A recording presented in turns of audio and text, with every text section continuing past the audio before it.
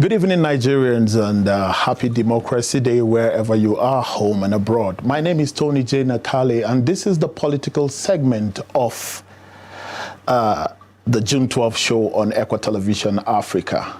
I have great personalities with me here in the studio, and they are people that you can almost pay what is considered to be a ransom to be able to get these three gentlemen in the studio. And I am happy to have Honorable Caleb Mutfwang, the PDP gubernatorial candidate of Plateau State. You're welcome on the show, sir. Thank you very much. Good evening. Yes. I have Nde Engineer Mangji Gontori, the YPP gubernatorial candidate of Plateau State. You're welcome on the show. You're welcome. Good evening, viewers. And I have Dr. Nentawe Yilwada, the APC gubernatorial candidate, Plateau State. Thank you, Tony. Thank you, viewers. And I'm Tony Nakale, the Equa president candidate come the next election.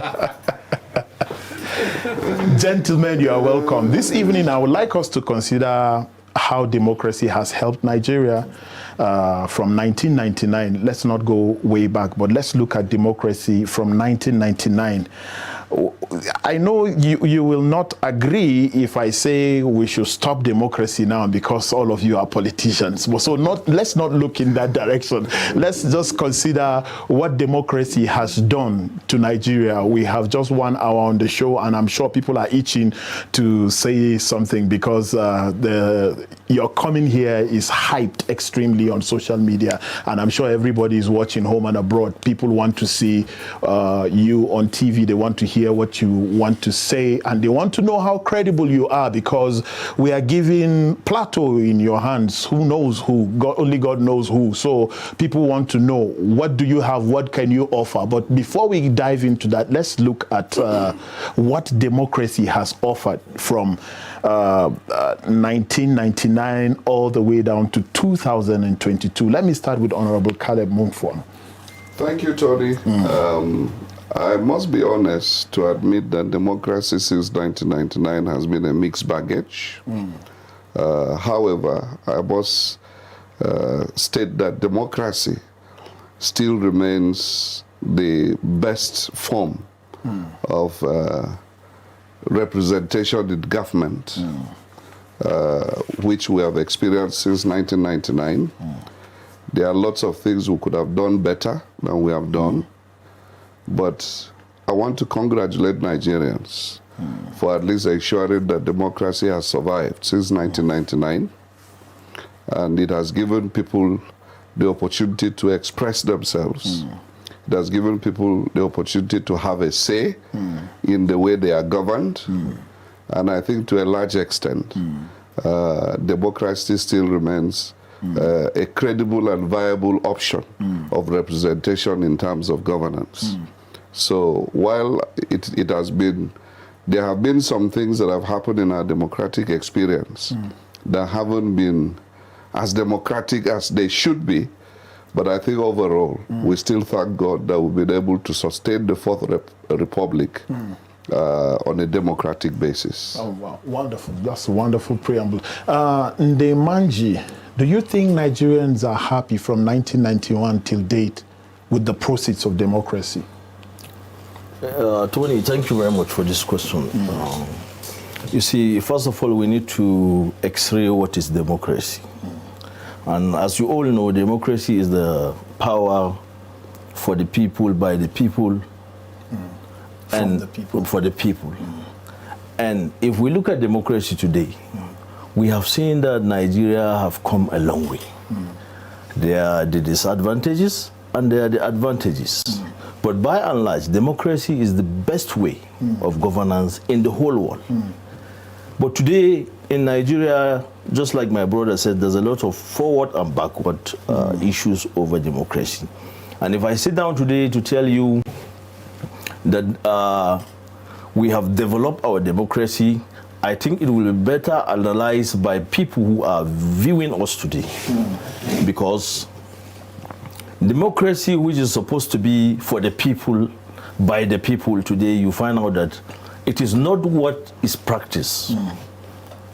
And if today, which is the 12th day of June, which is tagged the Democracy Day, for us to celebrate democracy, I believe we are celebrating democracy because Nigerians have sustained the momentum up till this time.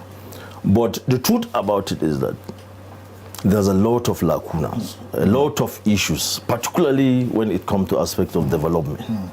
And I see that democracy is all about freedom. And if you analyze Nigeria today, you look at where is the freedom over time. Where is the freedom? Freedom to worship, freedom to associate, freedom to other things. But by and large, I still see that democracy is better. But what we are trying to do, what we are trying to see, is that Nigeria should have been developed more than this for us to celebrate democracy. Wow, wonderful.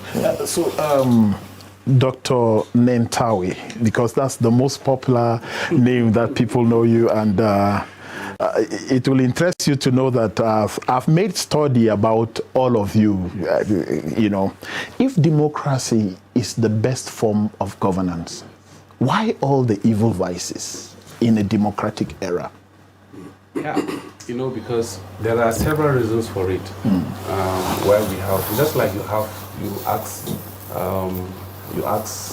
blind men, 10 blind men to feel an elephant and describe it. It depends on which part they are holding. The description will depend on the person that is holding the trunk, the person that is holding the tummy, the person that is holding the leg. They will have different description of what an elephant is.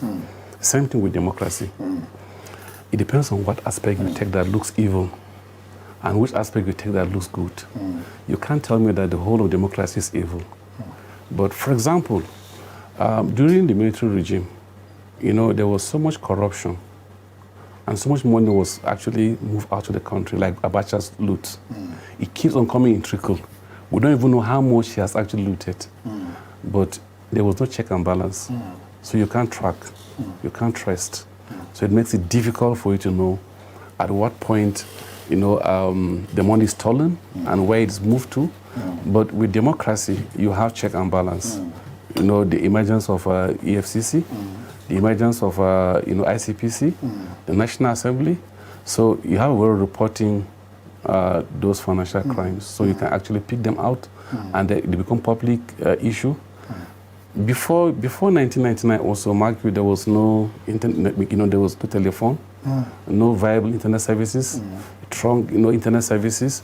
So almost everything is shrunk in the silence. Today, anything you're doing today is an open secret. By tomorrow, it's on social media, it's across the whole world. So there's more visibility of crime across the country also. But most importantly, there are things that are actually not looking. They can't hold the 21st century structure of Nigeria. For example, the system of government they were running. Everything is centralized. Imagine you have state, you have Wase local government. Wase is more than, it's just about a third of what Abia State is. Abia State has over 40 police stations. Wase has only one police station. How do you cope with the policing of those kind of environments? So crime will also increase. So you have increase in population, increase in this, and then we have drop in job creation.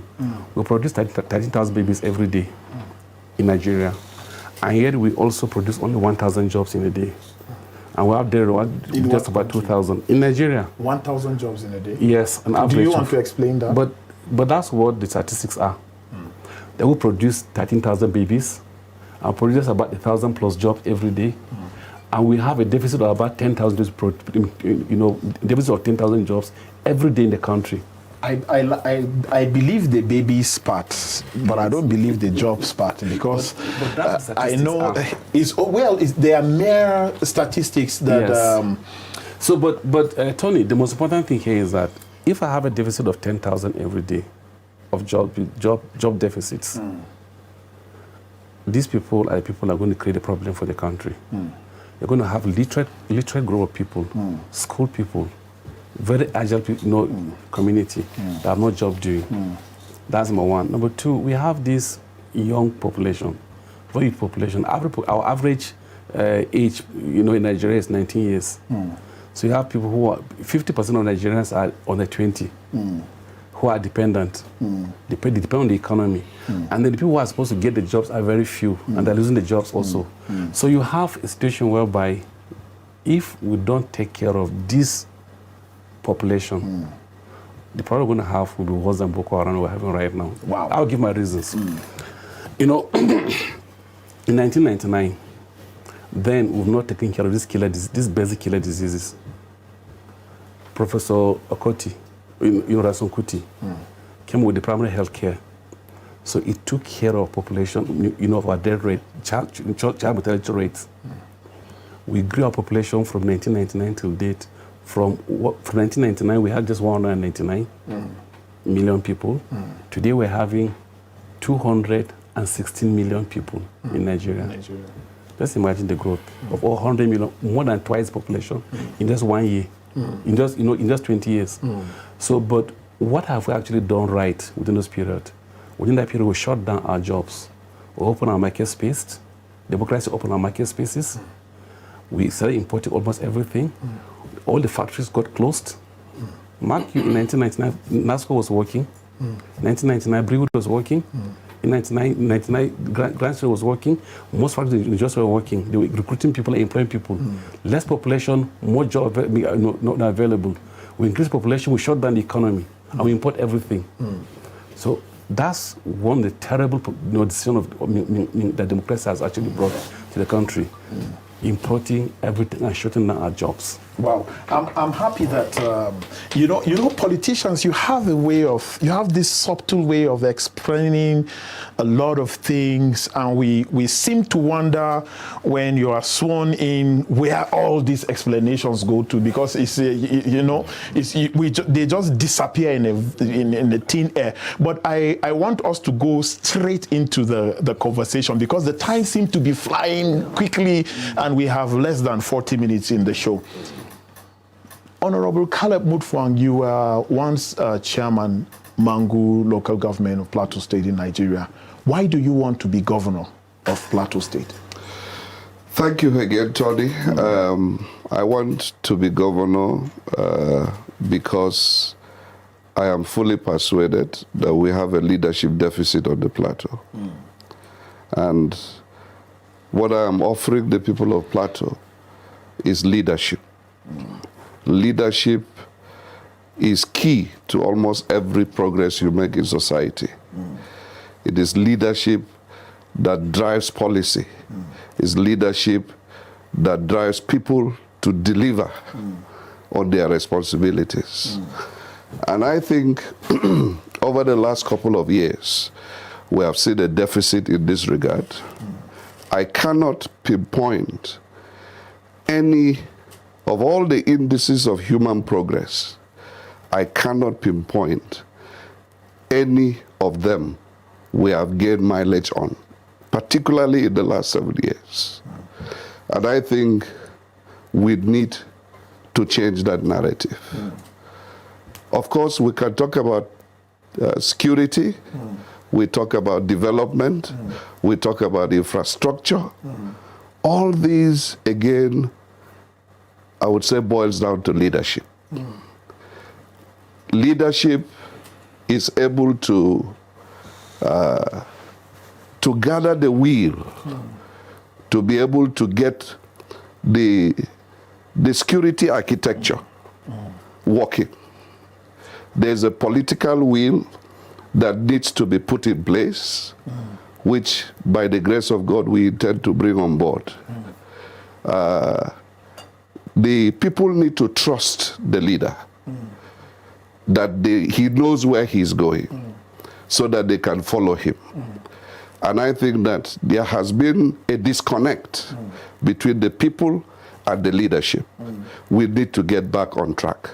The people must trust leadership again, so that leadership can drive progress and development. Wow, wonderful. You know, everything you are saying on the show today is recorded. So should you become governor tomorrow, we'll play back these tapes, because we have seen so many instances where politicians make endless promises to the extent sometimes I sit down and wonder, this person making this promise, is he realizing that he is a Nigerian in Nigeria making promises that are almost unachievable?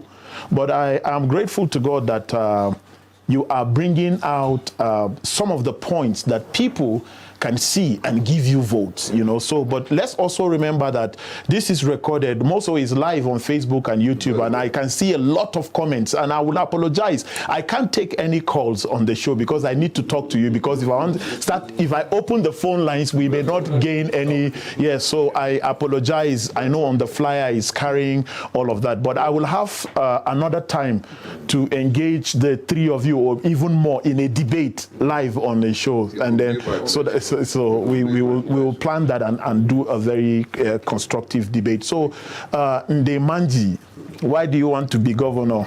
If my friend becomes governor.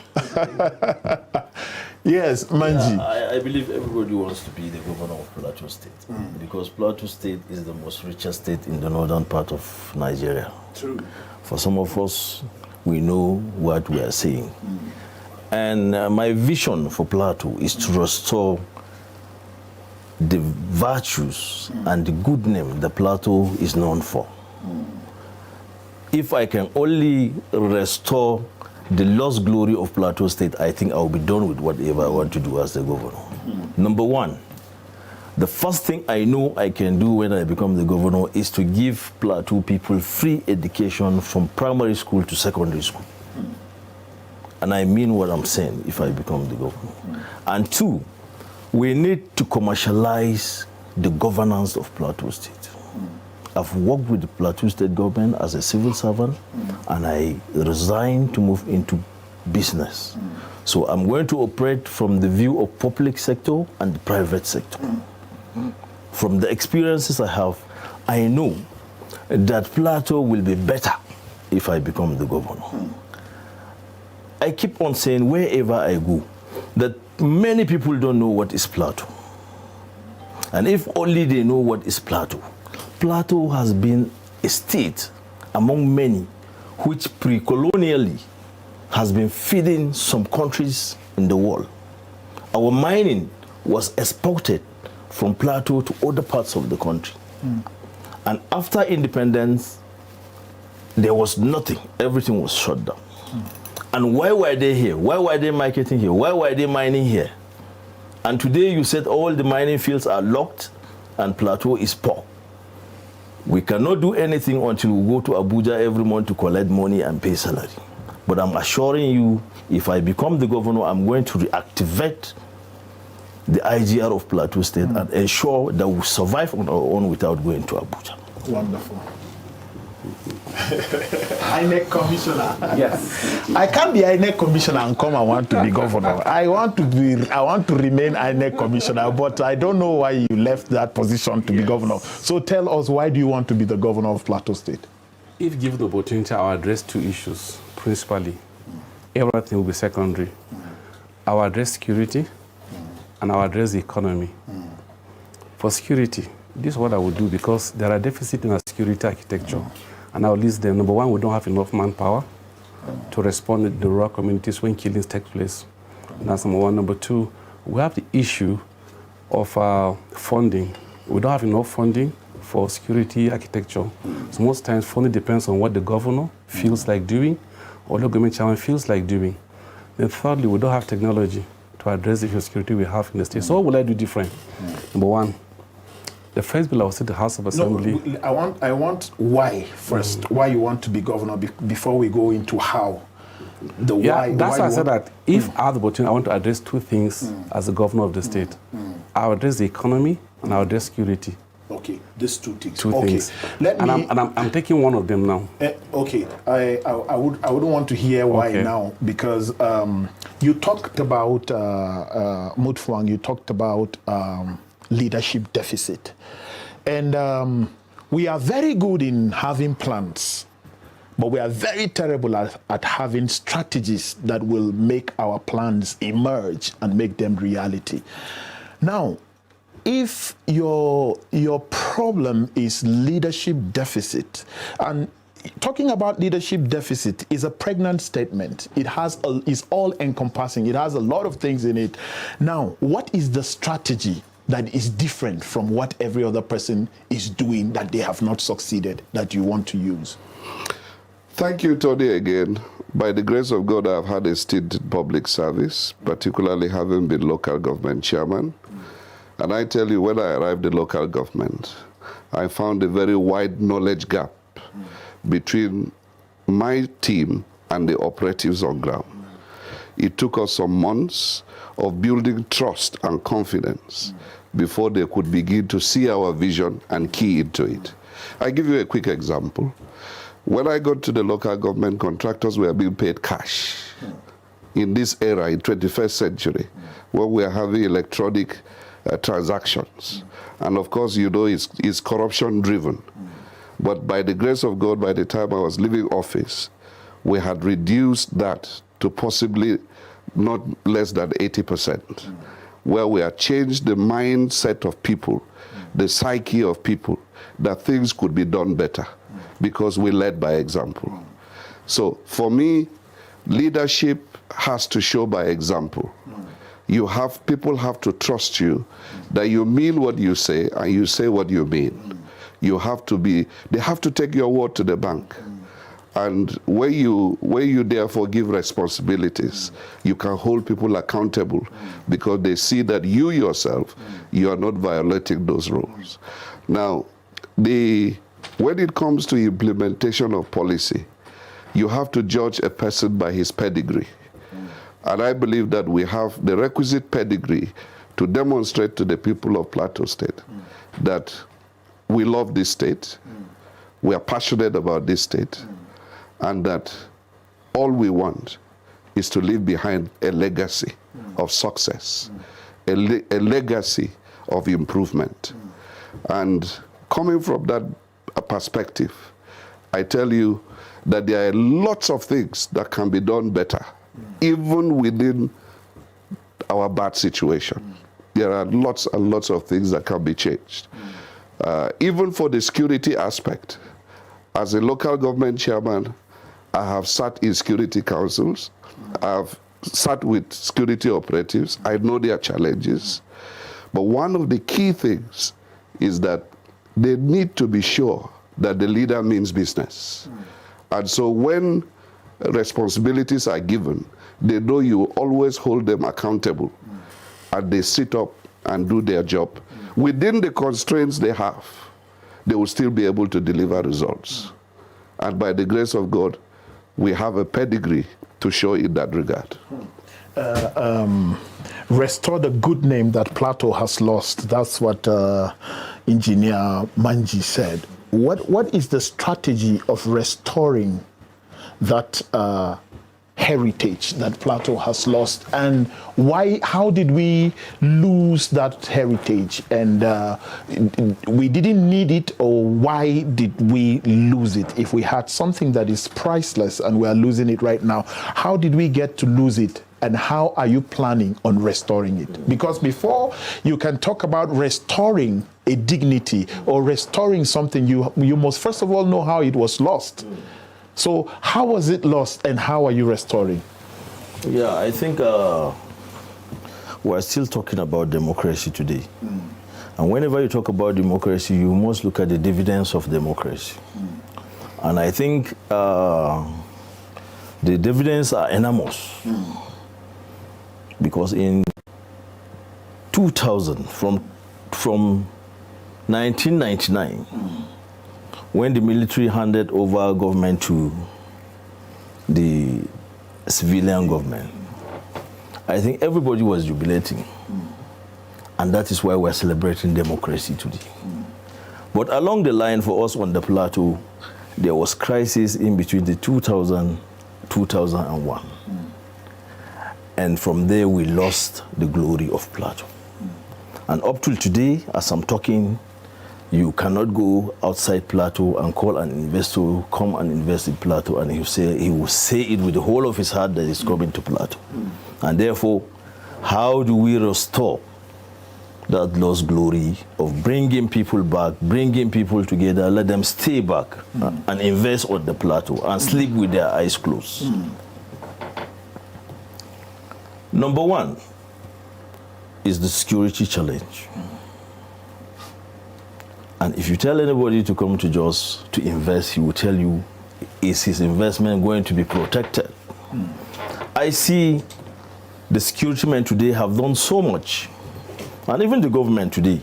If you look at what happened between the last dispensation and this dispensation, you see that even the government today has done so much in terms of security. But I'm telling you, we're going to do more.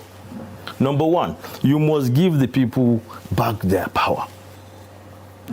You cannot take away power from the traditional rulers and think that you will get it right.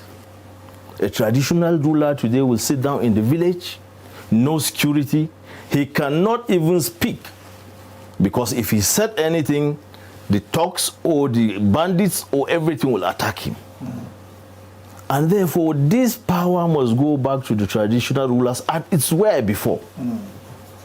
When you come to the domain, you will first of all look at who is the Meangwa, who is the traditional ruler, and the traditional ruler will assess you and give report on you, whether you're going to stay per night or you're going to move the next day. But today, people move to anywhere they want to go, and they stay anywhere where they want to go, irrespective of the right to live. But what we're saying is that if we don't give the power back to the traditional rulers to work with the government, I think the security issue will continue to be porous. So restoring Plateau, you must first of all do inclusive government by taking everybody on board. You cannot relegate the traditional rulers and think you will succeed as government.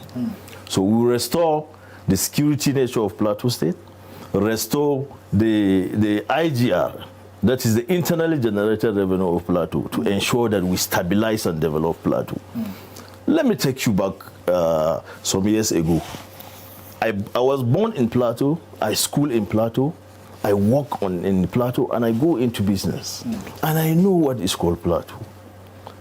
Nobody will tell you today that if you go to hospitals, you can compare a general hospital at par with a small clinic that is making more money than a general hospital. So if you cannot generate, bulk of Plateau State money is going into salaries. And by 2023, we will not sit down and say, you will go and sit down under the tree and at the end of the month you collect salary. How do we restore? It's a collective thing. We must all rise up and ensure. It's not just me becoming the governor. It's the collective interest of the Plateau people. And I believe by 2023, YPP will restore and bring back the lost glory of Plateau State. This campaign that you are doing here, there are charges attached to it. Because what is happening right now, people are watching in 162 countries of Africa and Europe. That's the reach of Equa Television. And I wish that you are contesting to become the president of Nigeria. And I pray that one day, one of you will be president of Nigeria. And we're praying that God bless you and direct your path in your endeavors and all that. Deficit on economy and security. You were about to explain how you were, you know, you are so full of the passion, you know. This is just what I would do. You see, we have manpower deficit, we have funding deficit, we have technology deficit, we have aggregation deficit. This is what I would do. The first thing I would do is send the bill to the State House of Assembly to create the security trust fund of the state, where I will get the state, the local government, international donor agencies to contribute to the funding of security.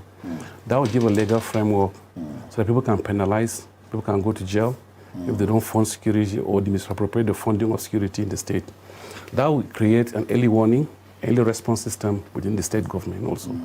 That's number one. Number two, I'm going to aggregate our retired policemen, retired paramilitary, retired soldiers, get also in our own vigilantes, get also our own, our neighborhood watch, get also the hunters in, train them and attach them back into Operation Rainbow, get them a community policing, With that, you can arm them with the appropriate arms that are allowed by law. You know that at that level, they can carry pump action guns, get them paid by the trust fund, get them to the villages, in the communities. It means they can respond in the villages if there are killings or attacking the villages. That will allow for adding more manpower at the lower level and making early response and attack if there's any attack in the villages. 3, I'll bring in technology in. I'll bring in satellite mapping. I'll bring in, long-range cameras. I'll bring in also drones. That will aggregate them into an app and also distribute them back to the community so people can actually hold their own security in their hands. Bring early warning system that you can do what we do as fire alarms in the developed worlds. You can drop them, for us for killing instead of fire alarms. We use them for killings in the communities.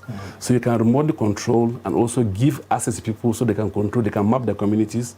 They can view what's happening in the localities. They can take ownership of the communities. Because these guys are coming to kill us. What they do is they come with night vision goggles. They see us in the night. We can't see them. They pick us up, they kill us, they come with they come with technologies, and with that, I can actually address that as a need that, in the build. Thirdly, I'll bring the aggregation of everything now into a single common room where people can aggregate this security, mapping, and then get the security architectures also to address that at the lower level.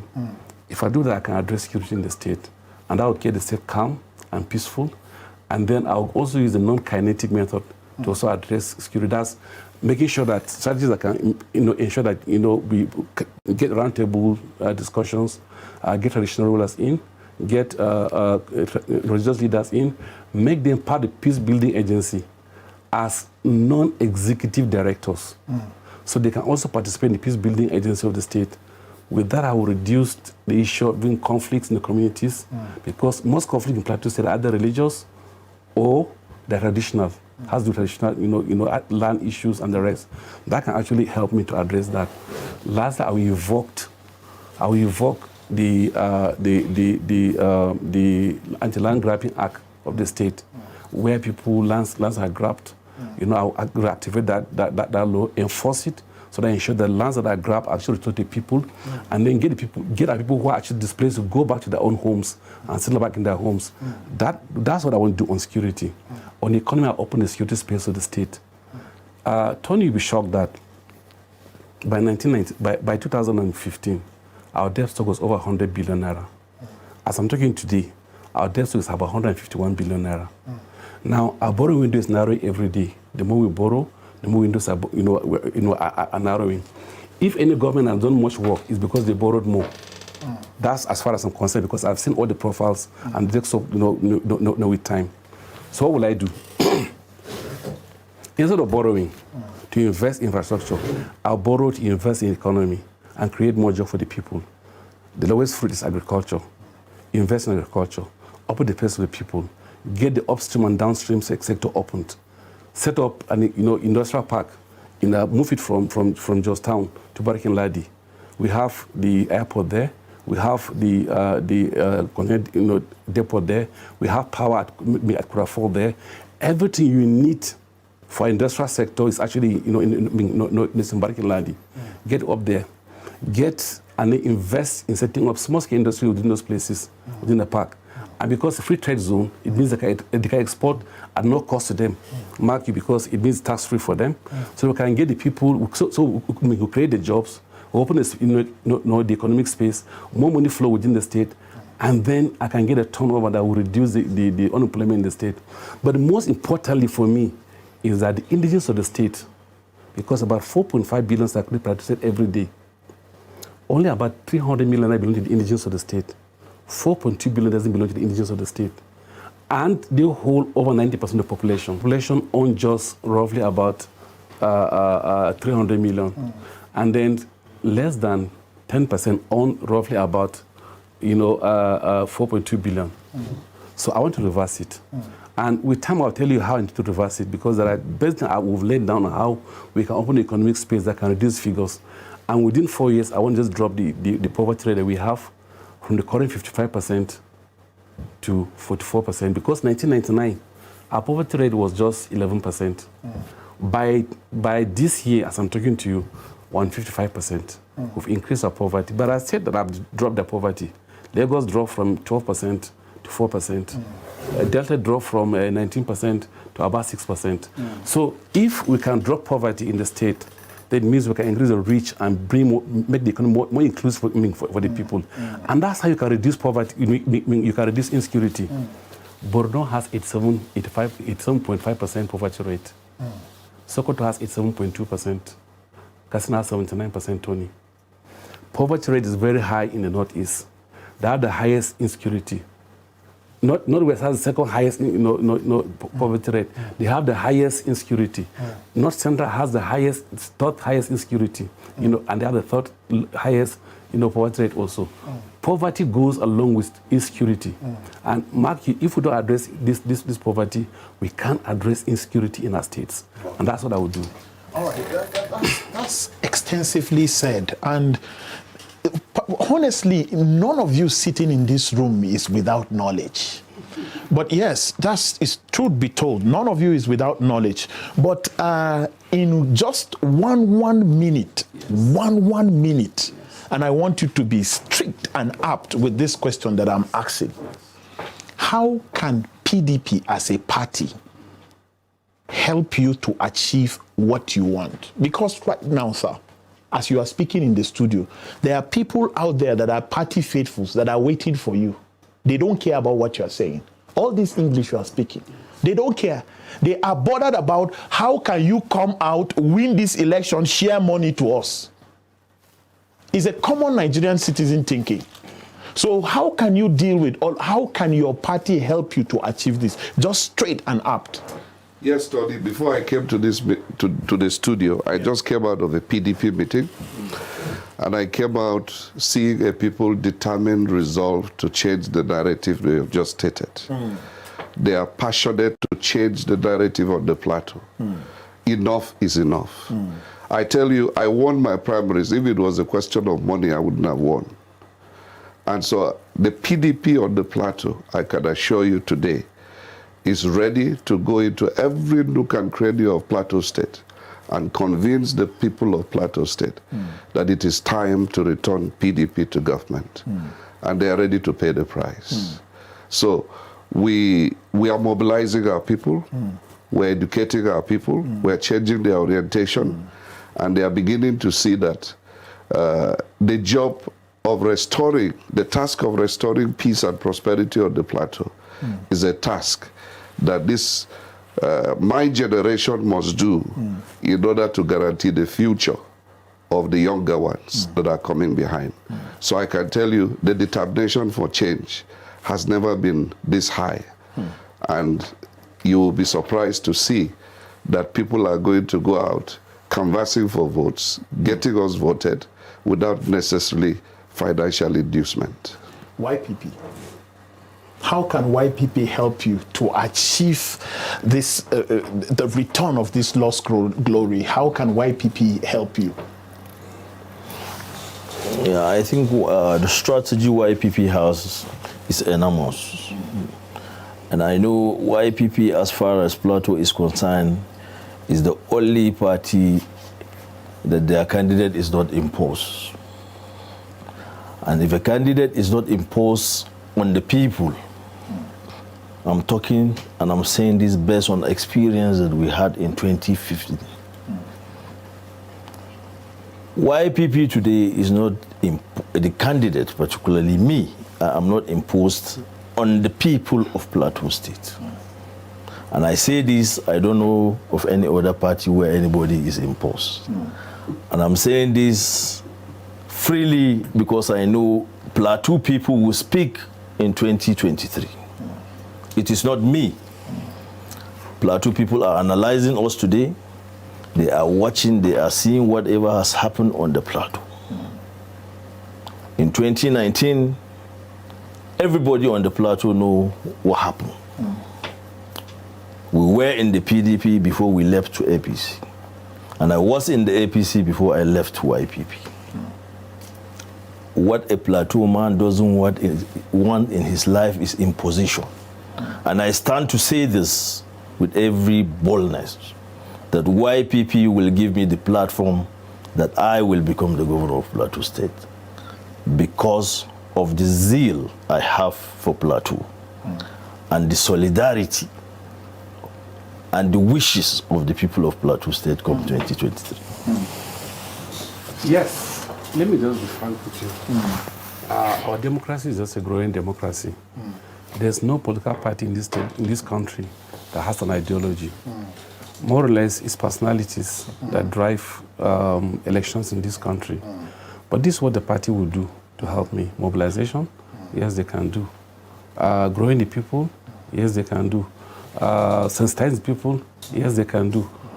But the quality of individuals win elections, not the quality of the party. And there's no single party that has an ideology in this country. Because if you look at the focal point of each state, it's based on the state governor as a person, not based on the party ideology as a people. So going to this election, I'm going to present my credentials. And what do you normally look at in a, for such? You look for the experience, you look for the exposure, you look for education, you look for the integrity of the person. These are the 4 qualities you normally look at for a leader. And I have all the 4. So this will speak for me when next year, being at the poll. So I'm feeling that my education, my exposure, my experience, my integrity will speak loudly. Okay, I have been informed that I have a lot of comments that will be placed on the screen. I don't know which one they will pick, but I can see a lot of comments scrolling up. Okay, I don't like this kind of comments. I want constructive comments. If you have constructive comments, can you put them on the screen?